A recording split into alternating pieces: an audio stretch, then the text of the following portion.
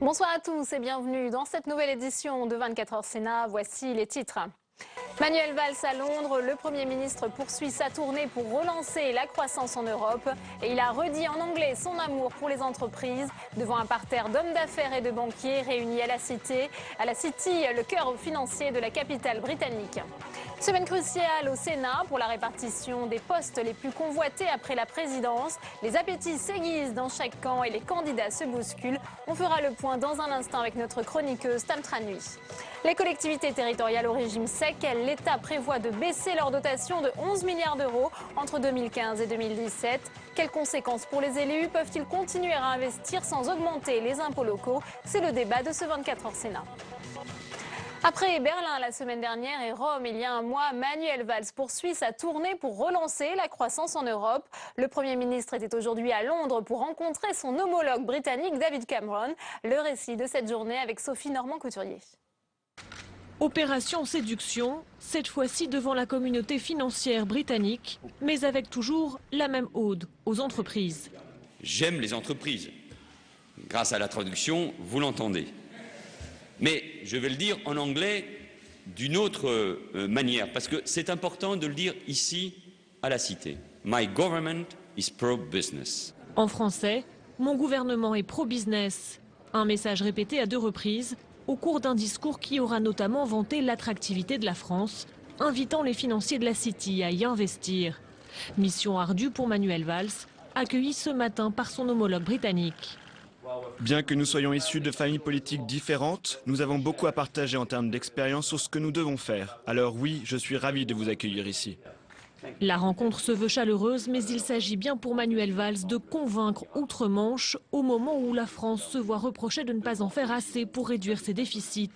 Alors oui, la France est engagée sur la voie d'importantes réformes qui, oui, finiront par rétablir compétitivité, croissance et comptes publics.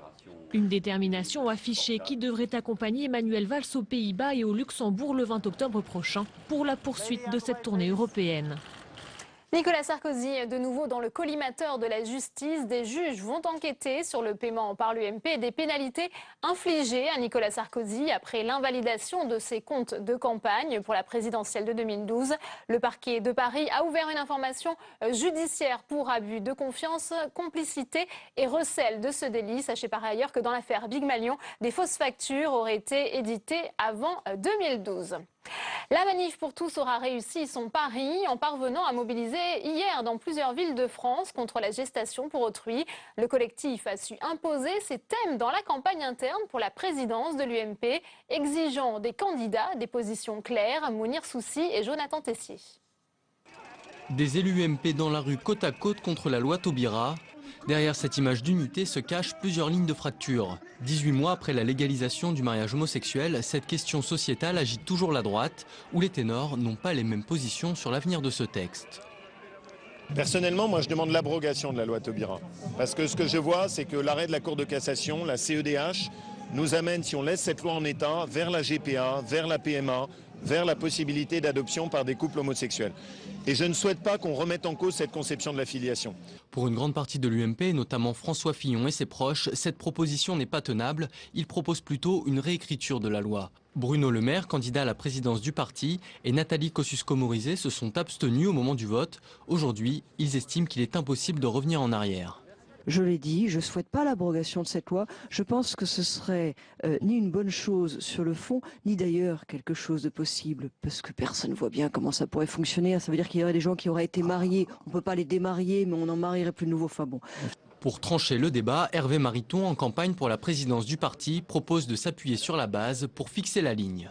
Au bout du compte, comment faire? Eh bien, après tout le débat que l'on veut, voter, le vote des militants. Moi, ma position est claire. Et c'est sur cette position que je ferai voter les militants.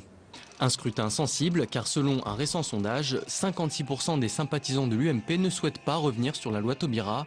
Une donnée qui pourrait expliquer l'absence de position tranchée de la part de Nicolas Sarkozy depuis son retour sur la scène politique. Semaine cruciale au Sénat pour la répartition des postes clés de président, de commission ou de vice-président. Nous vous en parlions la semaine dernière. Après le basculement à droite de la Haute Assemblée, les appétits s'aiguisent dans chaque camp. On fait le point avec Quentin Calmy. Président de commission, c'est l'une des fonctions les plus importantes du Sénat. Mardi 10h, lors des réunions de groupe, chaque sénateur choisira dans un premier temps la commission à laquelle il veut appartenir. Au groupe UMP, UDI et socialistes, il faudra également départager les candidats à la présidence de ces commissions. Réponse mercredi à 19h30 où seront officialisées les compositions des 7 commissions permanentes. Autre question à trancher cette semaine, qui pour commander et représenter le Sénat? Mercredi 15h, les 8 vice-présidents, les 14 secrétaires de séance et les 3 questeurs du Sénat seront désignés officiellement. Ils formeront ainsi avec le président Larcher le bureau du Sénat. Cette instance est chargée de diriger et d'organiser la Haute Assemblée. C'est elle, par exemple, qui peut modifier le règlement du Sénat ou encore décider de la levée d'immunité parlementaire d'un sénateur. Quant aux travaux de la Haute Assemblée, ils reprennent jeudi. Christian Eckert, secrétaire d'État au budget, devrait être auditionné par la nouvelle commission des finances du Sénat avant l'examen du budget. Dans le même temps, la commission des lois commencera à plancher sur un autre projet de loi, déjà voté à l'Assemblée, sur la lutte contre le terrorisme. Il est adopté. Enfin, autre projet de loi phare, la réforme territoriale et son deuxième volet, celui sur les compétences des collectivités. Il doit faire son retour dans l'hémicycle la semaine du 3 novembre. Le calendrier parlementaire s'annonce donc déjà très chargé. Tam Tranui nous a rejoint sur ce plateau. Bonsoir Tam. Bonsoir Delphine. Alors c'est cette semaine qu'on va y voir plus clair en ce qui concerne la gouvernance du Sénat et on peut dire bien que c'est le bal des prétendants. Et oui, ça se bouscule au portillon. Imaginez par exemple rien que chez les socialistes, eh bien, il y a 21 candidats pour les 5 postes de secrétaire et pas moins de 10 candidats pour les 3 postes de vice-président. Il faut dire que ce sont des postes de prestige, des postes stratégiques avec en plus quelques à côté, les grands bureaux, des rémunérations améliorées. Et tout ça, eh bien, ça attire les sénateurs. Alors par exemple, la commission des finances, la plus prestigieuse des commissions, est très convoitée. Oui, a priori, donc la présidence de la commission des finances doit échoir au Parti socialiste, comme le veut l'usage, ça depuis 2011. Et on parle déjà de 3 candidats.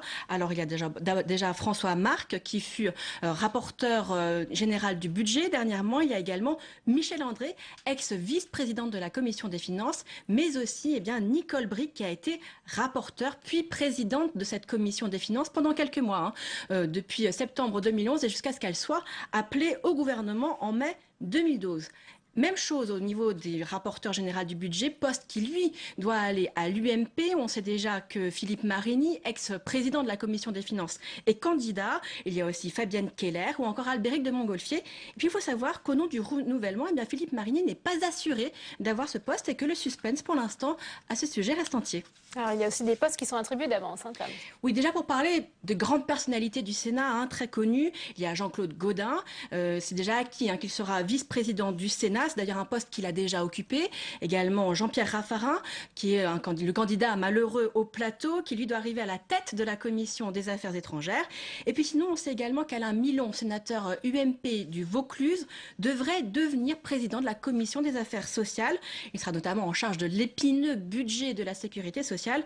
Rappelons aussi qu'Alain Milon, c'est une voix qui tranche dans l'UMP. C'est une personnalité assez progressiste qui avait fait entendre une voix très personnelle sur des sujets comme la bioéthique, l'euthanasie, les mères porteuses. À l'inverse, certaines candidatures sont déjà très décriées. Et oui, par exemple celle de Chantal Joanneau, ancienne secrétaire d'État à l'écologie. Elle est pressentie pour prendre la tête de la commission du développement durable. C'est l'une des 2 commissions qui doit échoir aux centristes, mais certains boycottent déjà ce choix. Il faut dire que cette ancienne du groupe UMP n'est pas très populaire parmi ses ex-collègues qui lui reprochent d'avoir été élue sous une étiquette, puis d'avoir beaucoup critiqué le groupe, puis de l'avoir quitté. À l'époque, ils avaient crié à la trahison. Merci beaucoup Tam. Et pour plus de détails, notre site internet publicsénat.fr, l'article de François Vignal qui revient sur toutes ces candidatures. 24 heures Sénat, l'invité.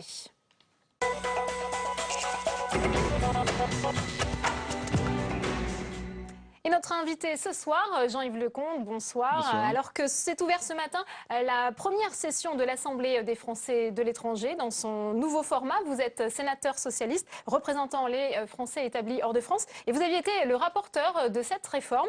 Alors elle a élargi le corps électoral des sénateurs et elle voulait favoriser davantage de proximité avec les expatriés. Est-ce qu'au regard des résultats des dernières sénatoriales, eh bien, cette réforme a atteint son objectif ? Par rapport à l'élection sénatoriale, bien sûr, puisque le corps électoral a été multiplié par plus de 3,5, ce qui permet d'être assuré d'avoir des grands électeurs qui sont plus proches des citoyens. Avant, nous avions 12 sénateurs élus par 155 grands électeurs. Les membres de l'Assemblée des Français de l'étranger, c'était faible. Avec cette réforme, donc il y a plus de 540 grands électeurs et ça permet de ce point de vue-là une avancée démocratique parce qu'il y a plus de grands électeurs et qui sont élus sur des circonscriptions plus petites. À l'époque, la droite avait dit que cette réforme va favoriser la gauche. Finalement, le rapport de force reste quasiment inchangé. Sur le fond, effectivement, on s'aperçoit que probablement l'élection a le même résultat que si on l'avait fait dans les circonstances précédentes. 4 sénateurs à gauche, 8 pour la droite, ce qui représente les sénateurs. C'est effectivement le rapport de force qui était issu des précédentes élections et qui se rapproche. Mais si vous permettez, puisque aujourd'hui c'était la première fois que la nouvelle Assemblée, les nouveaux élus à l'Assemblée des Français de l'étranger, alors il y a 440 élus consulaires, 540 grands électeurs, parce que comme dans certaines mairies, en fait, il y a quelques grands électeurs dans les consulats où il y a énormément de Français. Les 440 conseillers consulaires élus dans 130 circonscriptions élisaient dans une quinzaine de circonscriptions des conseillers à l'Assemblée des Français de l'étranger. Et là, je ne peux pas bouder mon plaisir ce soir d'annoncer que pour la première fois depuis son existence en 1946, l'Assemblée des Français de l'étranger est passée à gauche. Puisque c'est notre ami Marc Villard, membre du Parti Socialiste, qui a été élu cet après-midi président de l'Assemblée des Français de l'étranger. Qu'est-ce que ça va changer pour les 2 millions de Français expatriés ? Alors, ce que ça va changer, l'Assemblée des Français de l'étranger, aujourd'hui, va être quelque part le porte-parole de l'ensemble des conseils consulaires, des 130 conseils consulaires. Elle va pouvoir travailler sur des sujets transversaux et se préoccuper à la fois des politiques publiques que la France mène vis-à-vis des Français de l'étranger, que ce soit en termes d'enseignement, de protection sociale, de bourse scolaire, c'est-à-dire d'accès à la scolarité, d'accès au consulat, de faire éventuellement réfléchir aux évolutions en termes de politique vis-à-vis de l'état civil, passeport, sur toutes ces questions. Nous avons besoin, lorsque c'est préférable d'avoir, lorsque le gouvernement fait des évolutions législatives et réglementaires avec le Parlement, de connaître la manière dont les Français de l'étranger le perçoivent sur le terrain et leurs besoins.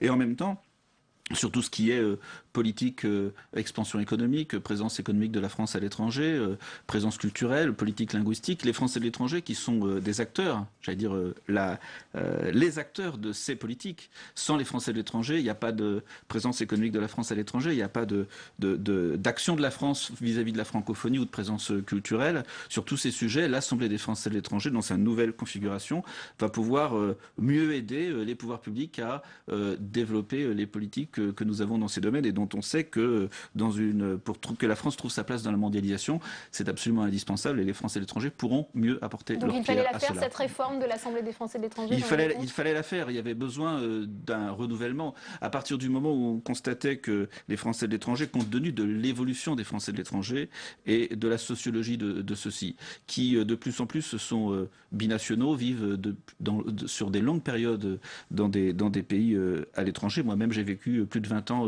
en Pologne et si je n'avais pas été élu au Sénat, probablement j'aurais continué à vivre et avoir ma vie professionnelle en Pologne. Ce genre de choses oblige à avoir une représentation spécifique dans les deux chambres du Parlement. Ça se passait au Sénat depuis le début de la 4e République et c'était donc important d'avoir aussi une représentation au niveau de l'Assemblée nationale. Ceci a été acté par la réforme de 2008, cela a été mis en œuvre en 2012, mais cela obligeait la représentation traditionnelle des Français de l'étranger, l'Assemblée des Français de l'étranger, à se renouveler. Et cette réforme a permis un renouvellement en termes de fonctionnement, parce que maintenant, chose importante, auparavant, c'était le ministre des Affaires étrangères qui présidait l'Assemblée des Français de l'étranger. Avec la réforme, le président de l'Assemblée des Français de l'étranger, il est élu par les élus. C'est-à-dire que finalement, on passe à un saut démocratique. Donc il y a une meilleure représentation. Il y a une meilleure représentation, en même temps il y a un saut démocratique parce que l'Assemblée, avant, elle était présidée par le ministre qui était libre de choisir l'ordre du jour et maintenant, ça sera un président. Alors quand je dis c'est la première fois qu'il y a un président de gauche, c'est parce qu'en réalité, avant, nous avions un collège de 3 vice-présidents qui étaient toujours à majorité à droite. Eh bien, Alors, merci Jean-Yves voilà. Lecomte. On aura l'occasion d'en reparler. Donc, l'Assemblée des Français de l'étranger, bien la session plénière, c'est toute la semaine. C'est toute la semaine et comme ce qui se passe au Sénat cette semaine, ils vont devoir recréer des commissions, etc. Et comme c'est une nouvelle Assemblée, ça va même être plus compliqué parce qu'il faut créer un nouveau règlement intérieur. Merci Jean-Yves Lecomte, on aura l'occasion d'en reparler. Voilà. Merci à vous. Merci 24 heures Sénat, le débat.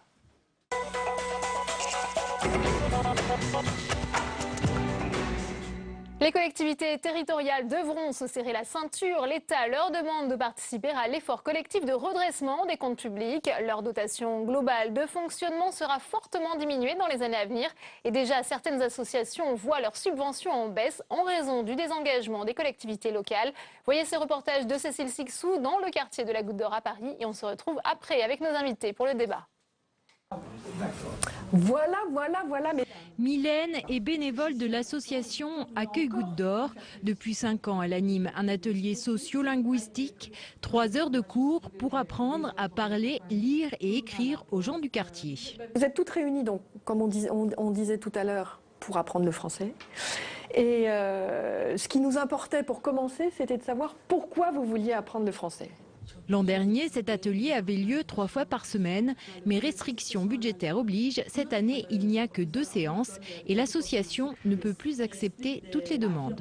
C'est de plus en plus difficile de travailler avec moins d'argent alors que les besoins sont de plus en plus nombreux, à l'évidence, parce qu'il y a un certain nombre de salariés et qu'il faut bien louer des locaux de qualité si possible, être implanté dans le quartier. Donc financièrement, c'est vrai que les choses sont de plus en plus difficiles.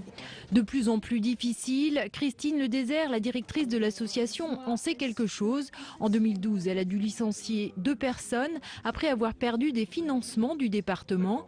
Elle accueille donc les nouvelles annonces de restrictions budgétaires aux collectivités avec inquiétude. À chaque moment, moi, je me dis, quelle est la mauvaise nouvelle qui va nous tomber dessus ? Alors, même si on essaye de créer, de mieux répondre aux besoins des habitants, de développer des actions, on n'est pas à l'abri de nouvelles baisses de financement qui peuvent nous amener un jour soit à devoir supprimer des actions et de perdre la globalité en fait, du projet en direction du quartier, soit de passer à un dépôt de bilan. Ne pas disparaître et garder les 15 emplois de l'association, Christine Ledésert ne veut pas être un dégât collatéral des décisions du gouvernement. Et on ouvre le débat de ce 24 heures Sénat avec nos invités ce soir. Caroline Cayeux, bonsoir. Bonsoir. Vous êtes sénateur UMP de l'Oise, maire de Beauvais. Merci d'être avec nous. Avec nous également sur ce plateau, Michel Berson, sénateur PS de l'Essonne, ancien président du Conseil général de ce département. Merci d'être avec nous. Bonsoir. Alors on le voit, c'est l'actualité. Les collectivités territoriales doivent se serrer la ceinture. Dans un contexte de crise, Caroline Cayeux, est-ce qu'il n'est pas normal qu'elles participent également à l'effort de redressement des comptes publics Mais je n'ai jamais contesté l'effort que nous devions faire, mais rigueur, c'est une obligation pour les maires, mais austérité, ça devient dramatique. Ça devient dramatique pour plusieurs raisons. D'abord parce que cette annonce brutale du Premier ministre au lendemain des municipales, au lendemain, j'allais dire, de l'échec patent des municipales pour la gauche, il annonce une nouvelle baisse après celle de Jean-Marc Ayrault qui faisait déjà 4,5 milliards. Il annonce 11 milliards sur les 3 années qui viennent. Donc, si vous voulez, c'est à la fois non concerté, à la fois brutal, et puis en plus, cela va induire beaucoup de baisses dans nos investissements. On va y venir sur les conséquences. Oui. Michel Berson, une réaction, c'est vrai qu'il y a quand même peut-être un dérapage aussi des finances publiques au niveau local. Vous qui avez été à la tête d'un département, est-ce que vous reconnaissez qu'il y a peut-être un dérapage ?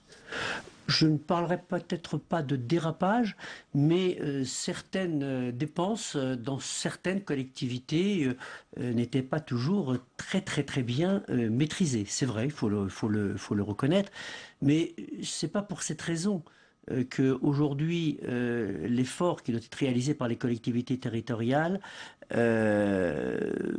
doit être à un niveau un peu plus élevé que par le passé, parce que nous sommes en crise.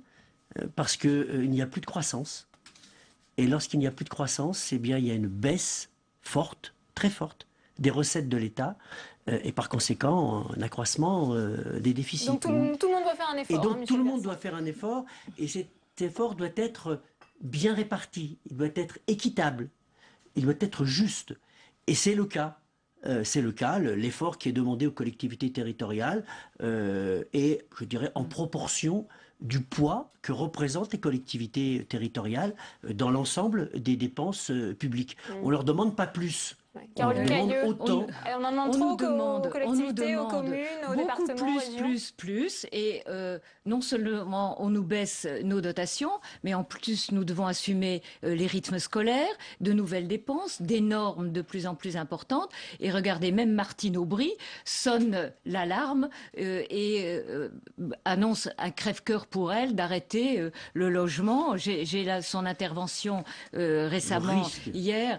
Oui, mais les associations à Beauvais et dans la Fédération des villes de France que j'ai l'honneur de présider, 63% des collectivités sont en train de baisser leurs investissements. Donc vous savez ce que ça veut dire. C'est le risque, effectivement, Michel Berson, les collectivités territoriales, eh bien, si elles ont moins de dotations de la part de l'État, elles risquent de ne plus investir, alors qu'aujourd'hui, elles sont moteurs de croissance aussi, ces collectivités. Il y a deux types de dépenses. Il y a les dépenses de fonctionnement et les dépenses d'investissement. Pourquoi songer, lorsqu'il y a, je dirais, un tassement des dépenses, pourquoi songer à diminuer d'emblée les investissements et on peut aussi réaliser des économies sur le fonctionnement. Il n'y a aucune raison. C'est des réductions de personnel, par exemple, Michel Berson? Réduction de personnel, pas nécessairement, encore qu'il y a certainement des marges. Il y a certainement des marges. Je suis bien placé pour le savoir. J'ai présidé pendant 13 ans le Conseil général de l'Essonne et je sais qu'il y a des marges chaque année que l'on peut mettre à profit pour précisément atteindre ces objectifs. Donc oui, la situation est difficile, mais elle est difficile pour tout le monde et par conséquent, il faut faire un effort. C'est indispensable. L'économie de 50 milliards d'euros, je dirais, est incontournable. Et 11 milliards sur les 50, eh bien, c'est quoi, à peu près 20%. C'est ce que représentent les collectivités territoriales dans les dépenses. 11 milliards, chers collègues, c'est quand même énorme pour les villes. À Beauvais, par exemple, nous allons baisser de 30% nos investissements. Nous allons renoncer à un théâtre. Nous allons renoncer à un certain nombre de projets. Non, nous allons renoncer. Et je vois que mes collègues dans les villes de France, 63% vont arrêter leurs investissements. Ici, c'est un stade. Là, c'est un centre de congrès.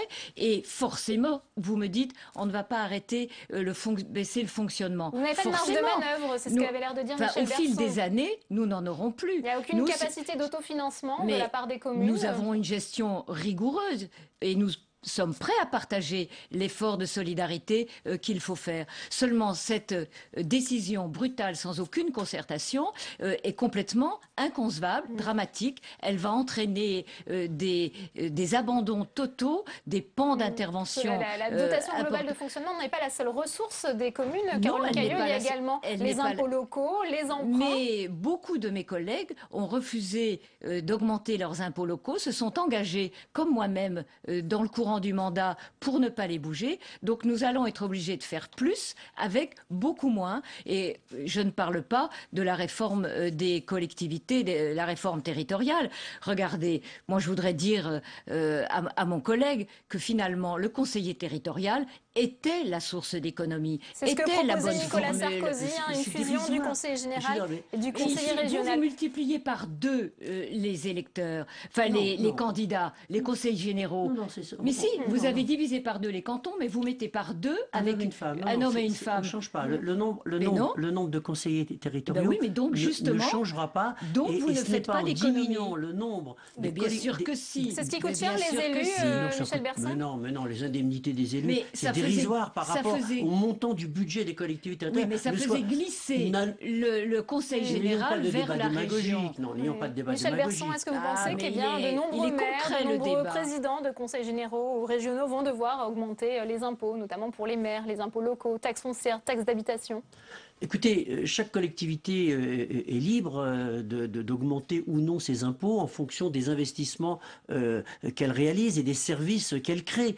Je ne sais pas. On ne va plus être tellement libre. Mais si. C'est le service qui va malheureusement trinquer, le service au public. Je pense qu'on exagère beaucoup. les dotations de l'État, c'est quoi? C'est un peu plus de 25% des recettes de l'ensemble des collectivités. Un peu plus de 25%. Les 75% ou 73, 74% restants, ils vont rester, ils vont rester, je dirais, tout à fait dans l'épure que nous connaissons depuis des années, avec des bases fiscales qui continueront, quoi qu'on en dise, à augmenter, et par conséquent, les recettes globales des collectivités, certes, vont moins augmenter, mais elles vont continuer à augmenter. Ne disons pas que les recettes des collectivités vont baisser globalement. Il y a des capacités d'autofinancement qui perdurent, Michel Berson. Et pourquoi est-ce que, j'allais dire, vos collègues dans la majorité aujourd'hui sont alarmés comme nous? J'allais dire, c'est un débat qui est transversal. Nous sommes tous dans les maires de France.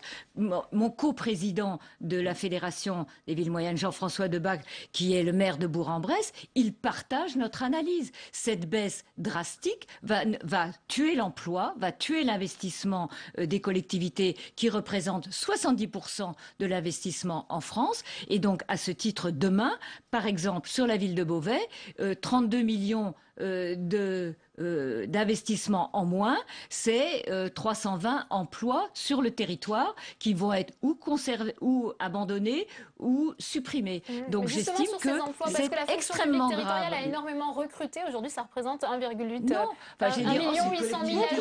beaucoup d'élus. Donc il n'y a pas eu de dérive, de dérapage en matière de personnel. Moi, je ne crois pas. Enfin, en tout cas, en ce qui nous concerne, à Beauvais, nous avons mutualisé avec la communauté d'agglomération.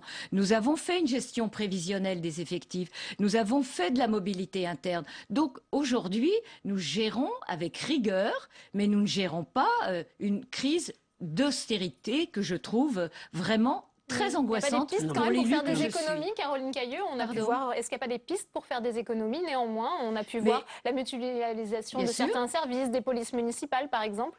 Mais la mutualisation à Beauvais, ça a un sens. Nous avons un seul directeur général des services, un seul directeur des finances, un seul directeur des ressources humaines.